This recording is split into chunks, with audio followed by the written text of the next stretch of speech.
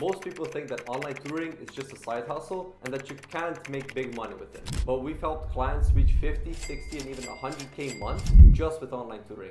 And trust me, if done right, it can print you money. And in this video, I'm gonna go over exactly what we do and how we scale online tutoring. This is how most people imagine online tutoring. Let's say you charge roughly $30 per hour, and let's say you're working roughly 40 hours per week. That would equate to $4,800 per month. And to scale this model, you'd basically need to work more, right? And I mean, fair enough, you can probably get to 10K by working 100-hour weeks, but working 100-hour weeks just to make 10K is not all that great, and it's probably not appealing to anyone watching this video. So how are we able to collect 2K days without even running ads, all from organic marketing, collect 8K per month with ads, collect 23 new students in a week, make 3K weeks, make 70K months, 60K cash collected? How exactly can we get from being overworked at 10K per month to all of a sudden making 60K or even more than that every single month? And it really comes down to how you are positioned. So the first thing we need to do is, like I say all the time, stop selling hours, right? We're gonna productize your offer. And let's just say for the sake of this, it's roughly a 2K package. And by the way, we have clients charging up to 5K, so 2K is a really conservative package. And then let's say your system is able to get you 10 sales in a month. That alone is gonna generate you 20K in just new revenue in that month. And all you need to do from there is just optimize the system and sell more. The fulfillment doesn't really change all that much. And you're probably thinking, all right, David, this sounds great, but how do you actually do that? That's a great question. So the first thing we're gonna do is we're gonna niche down to urgent problems, right? Because people will only pay you as much, because people will pay you way more the bigger problems you solve, right? So let's say you're teaching math, right? And you're in the UK. Well, you could teach 6th grade math, or we can teach A-level or GCSE math, targeting specifically the exams that we know students struggle with and where the biggest pain points are. And let's say you're from the US.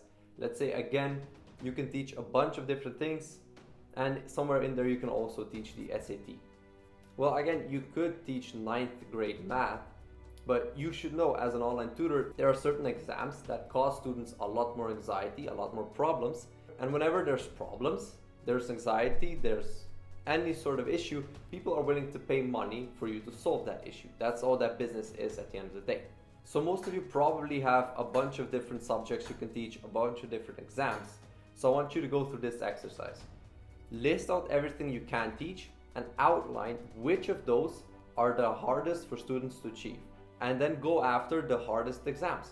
Because again, the harder the problem, the more someone is willing to pay for you to fix the problem. So once you've decided exactly which exam you're gonna target, we then need to sell programs, not sessions. So how do you get 3 to 5K packages paid up front and not just 40 hours or clients who say, we'll pay as we go, or I need to try out a demo session first? Well, you need to give them a reason to pay you up front, right? Which goes back to, again, productizing your offer. So we want to package your offer in a way where they feel like what they're buying is a 1500 on the SAT, a 9 on GCSE math, or whatever subject you're doing, right? We want to make it feel like them paying you is in direct correlation with them passing the exam or test, right? And as soon as you do that, people will more than happily pay you because that's why they're here. That's why they're talking to you, because they want to pass that exam. Ideally, you'd also have a guarantee with your service. And I understand that most of you probably can't guarantee everyone to get a 9 on GCSEs or 1500 on the SAT, right? You probably can't guarantee everyone the same result. However, what you can do is list out all of the conditions that a student needs to have for it to be inevitable that they pass the exam. So whether that would be them having prior knowledge, them attending all the lessons, doing homework, doing all of the assignments, and actually contributing, asking you questions, whatever those requirements are for you to guarantee them a certain grade, you need to list them out and use them as conditions on your guarantee.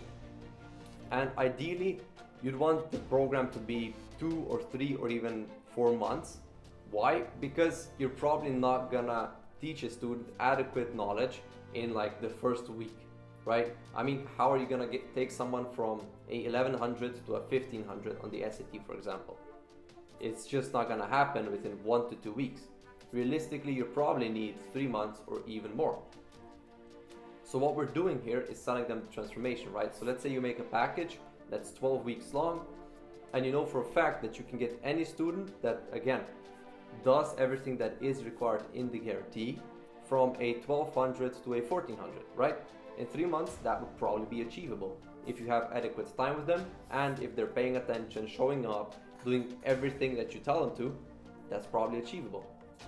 So this is where the guarantee comes in, and bam, all of a sudden, we are selling a 12-week program that is guaranteed to get them exactly the results they want. And that is exactly how you can charge up to 5K for a tutoring package. And once you're actually getting students, we want to add some leverage to the delivery, right? Because again, working 100 hours per week just to get 10K per month isn't really all that appealing to anyone. So what we're going to be utilizing is a hybrid model. You're going to have like 3 group classes every single week. Along with that, you're going to give them WhatsApp access, homework, you're going to give them assignments, and you're going to grade those assignments. And you can even sprinkle in like 1 hour of one-to-one coaching every week or every other week. That way, you just reduce your hours from 100 to, let's say, 20 or 30 per week, and you still have the same amount of students. They still get the same amount of results because you tweak the system in a way where you know that if they do those steps, they'll still get the results, and you're making more than 10K per month. So how do you actually get the students? We've got 2 main things here, right? We got paid ads and organic content. And we always start with paid ads because in the beginning, we want to get results as fast as possible. We want to get the leads in, we want to get the appointments in, and we want to get a sale as fast as possible so that you actually have a business, because before you have any students, you don't really have a business yet, right? And the reason why this beats posting on Facebook groups, for example, is because this does something very similar to posting in Facebook groups, but it does it completely without your input. It's doing it, the machine is running 24/7 every single day without stopping. So imagine if you were to post on Facebook groups 24 hours per day, every single day, on holidays, every single day of the year. Imagine how many students you could get. Now this is exactly what ads are going to do for you. And we're also going to be starting organic content. Why? Because when someone sees your ad, fine, they might click on it because your ad is well positioned and it's well built, and you know your offer is good. However, people are still going to want to see if you're legit, if you can actually deliver what you're promising them, because at the end of the day, for them, you're just some guy on the internet, and we want to make sure that you look like an authority and they trust you and you look credible. And the best way to do that is with organic content. And here we've got examples of literally millions of views that we've generated for our clients. And essentially what you want to do here is just teach them. The content that we use is very, very simple. Just set up a camera in front of a whiteboard like this and just start teaching. Obviously it helps if you have good editing, but the core of the videos should just be you teaching, because this is a clear example of your work. They get free value from it, and you will get a decent amount of views. So when someone does come from your ad, people will see that you have a lot of views, you're getting likes, you're getting engagement, and overall you just seem way more legit versus if you have like a dead profile that nobody's watching. And it also obviously helps if you have some testimonials, put them in the highlights of your profiles. Make sure to show people that you can actually get those results. Now, for the funnel, ideally you want this type of funnel, right? We got an ad, then we have a booking page, which ideally before the booking page, you'd want like a landing page, a whole VSL on there, testimonials if you have them. And in the VSL, just basically explain why you can offer the guarantee that you're offering. Explain how you teach, what your process is, how it's different, and most importantly, make sure to focus on the benefits that they will be experiencing, because nobody really wants the features of the program. Again, they want the benefits, they want the results. And here's just some examples of what happens if you do these 2 steps correctly. We started running his ads right here, and you can see the spike quite clearly. So once you're getting the attention, you have some meetings booked in, you obviously need to convert those meetings, right? And there's 3 main elements of a sales call. So for once you actually start talking to these people. And at the very beginning, the most important one is actually understanding and uncovering their pain points and why they are on a call with you in the first place. You want to get their emotional buy-in and understand their goals and fears. So in the discovery portion of the sales call, you want to be asking questions. Obviously, if you have any information that you need from them before you start working with them, ask that as well. But apart from needed information, what you really need to be asking is why they're on a call with you in the first place. So what I mean by that, basically ask them, what are you currently struggling with, right? Let's say again, we're using the math example. So what's causing you issues in math at the moment? And let them speak. And if they give you like a generic answer, dig deeper. Why do you think that's a problem? And then once you know exactly what the problem is, you also want to ask them like how long it's been going on, what have they tried so far to fix that problem. Again, we're just trying to get all the context on their situation, like exactly what the problem is, what they've tried to fix it, why that didn't work out. And by the way, if you know exactly what they've tried to fix the problem so far, you'll know that maybe they hired a tutor, and maybe the tutor was on a similar sales call with them a month ago, and you were about to sound exactly like that tutor, and you were not going to get the sale. But because you asked them what they've tried in the past, they told you exactly what was wrong with that tutor, and now you can pivot and slightly change your pitch to sound different from that tutor. Do you understand what I mean? You need all of the context before you start presenting your offer. Where most tutors screw up is they go into the pitch, into the presentation way too soon, and they know nothing about the prospect. You need to know exactly what they're struggling with, what they've tried, what their goals are, so that you can build a gap. The gap needs to be between where they're at right now and where they want to be. And the bigger this gap is, the more you can charge for your services. And then once you know exactly what their situation is, you can go into your pitch. Here, I like to use a pillar system, so I have like 3 or 4 pillars going over why your system works, how it's different, and most importantly, for each single pillar, you need to tell them exactly what the benefits are that this pillar is solving, right? So what problems the pillar is solving and what the benefits of having that problem solved are. Whether that's not having anxiety leading up to the exam, whether that's doing all your homework without feeling stressed out or without feeling anxious, or whether that's scoring whatever score they want to get to. And obviously, again, it always helps to have a guarantee, just to put them even more at ease that yes, they will actually get the results if they invest with you. And lastly, I recommend for any tutor starting out, to start out a 1K or 2K package is the best, just because we want to make sure that one, we're charging enough upfront to make sure we can scale, and 2, we don't really want to be charging 5K right out the gate, because your system isn't dialed in just yet if you just started. And your sales process is also not the best. So to really charge 5K for your tutoring, everything needs to be dialed in. However, you can easily get away with charging 1 or 2K for a tutoring package, let's say 2 or 3 months long, with a outcome that they know they will get.